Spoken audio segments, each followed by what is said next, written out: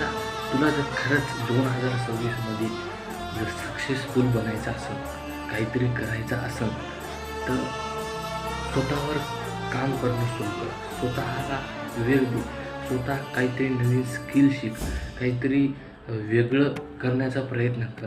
Content creation असो, trading असो, editing असो, फोटोग्राफी, ग्राफिक्स याच्यावर लक्ष दे जास्त.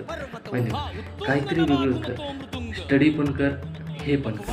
म्हणजे पण हे करण्यासाठी सुद्धा हे 3 गोष्टी तुला लागणार. एक तर धैर्य ठेव. धैर्य ठेव. अडचणी खूप येतील, त्याला सामोरे जातो. बाकी काहीच करायचं नाही.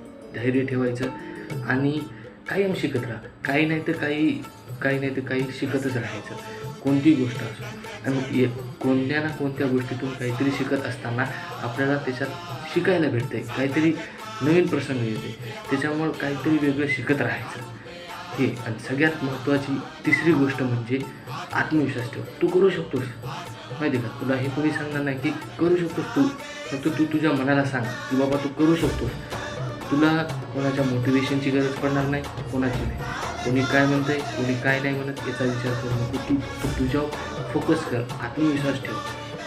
एवढंच कर. फक्त व्हिडिओ आवडला असेल तर एक सबस्क्राईब कर आणि एक लाईक कर. धन्यवाद.